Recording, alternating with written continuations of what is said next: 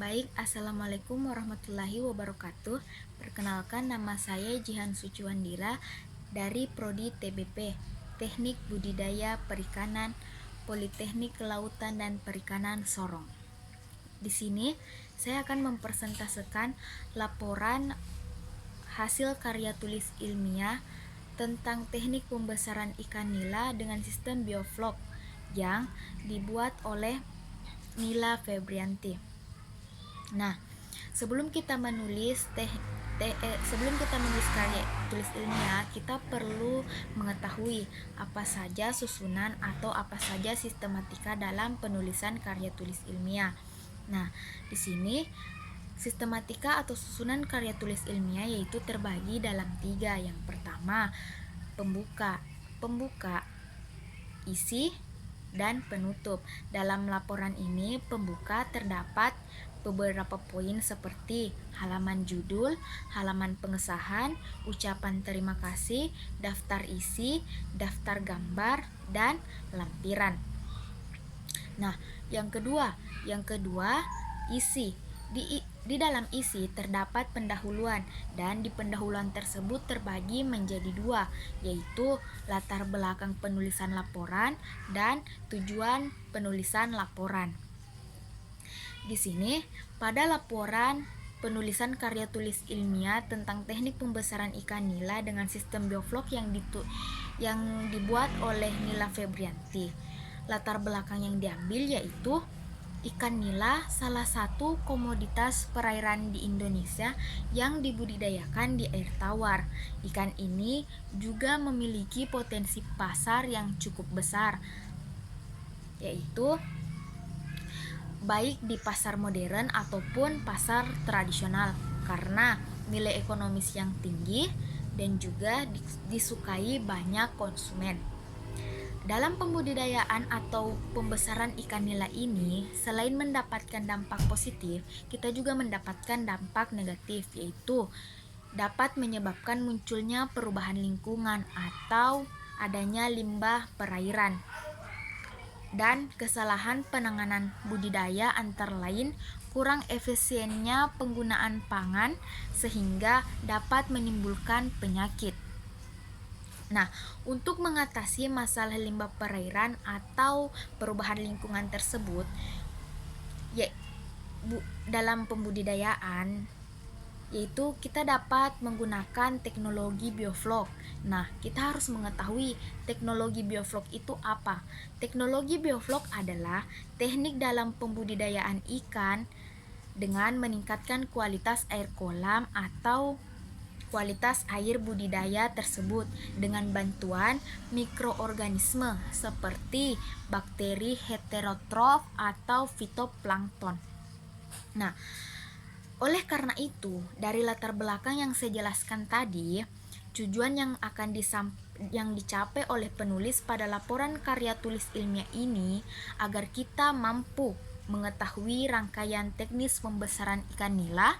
Yang kedua, agar kita mampu mengetahui analisis usaha pada pembesaran atau pada pembudidayaan ikan nila.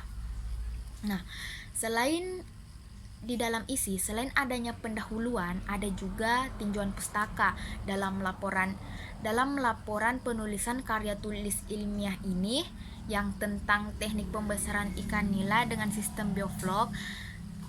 Penulis mencantumkan adanya tinjauan pustaka seperti klasifikasi ikan nila, morfologi ikan nila, habitat dan distribusi ikan nila, sistem reproduksi ikan nila, sistem budidaya bioflok, prospek bioflok itu sendiri, keuntungan bioflok, dan masih banyak lagi.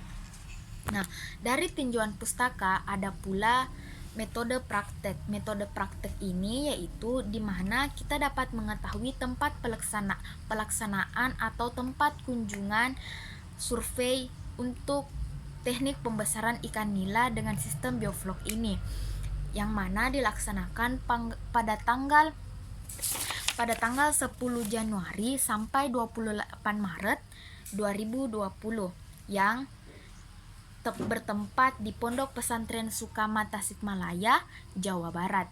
Nah, setelah metode praktek, ada pula langkah selanjutnya yaitu menulis hasil dan pembahasan atau menulis hasil survei kegiatan dari teknik pembesaran ikan nila dengan sistem bioflok itu sendiri.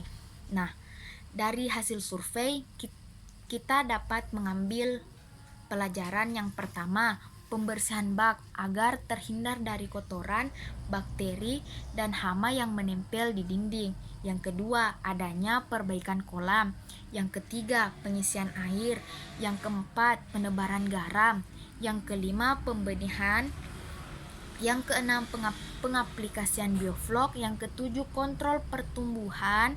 Yang kedelapan, monitoring kualitas air. Yang kesembilan, panen. Dan yang terakhir, analisis hasil usaha.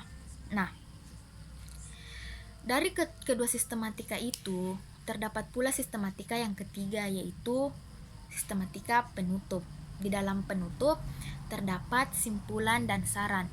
Nah, di kesimpulan ini sudah terdapat berbagai ulasan-ulasan materi dari awal hingga akhir, mulai dari latar belakang, tujuan, tinjauan pustaka, metode praktek, sampai hasil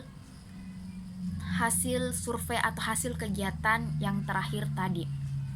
Nah, serta penulis juga menaruh saran agar untuk penulisan karya tulis ilmiah selanjutnya, penulis dapat memperbaiki dari kesalahan-kesalahan sebelumnya. Nah, selain simpulan dan saran, ada juga daftar pustaka. Di dalam daftar pustaka itu sendiri berisi nama penulis, judul, penerbit, identitas penerbit, dan tahun terbit suatu karya tulis ilmiah. Daftar pustaka juga digunakan sebagai sumber atau rujukan penulis dalam berkarya, baik atau dalam membuat laporan karya tulis ilmiah lainnya, atau dalam membuat laporan karya tulis ilmiah selanjutnya. Nah, yang terakhir itu lampiran. Lampiran ini atau dokumen tambahan yang bisa ditaruh baik itu di belakang ataupun di depan, seperti yang terdapat pada pembukaan tadi. Ada lampiran gambar. Lampiran yang dicantumkan pada penulis pada laporan ini yaitu tentang grafik hasil pengukuran kepadatan vlog. Nah, mungkin itu saja yang dapat saya sampaikan untuk tugas kali ini. Kurangnya mohon dimaafkan.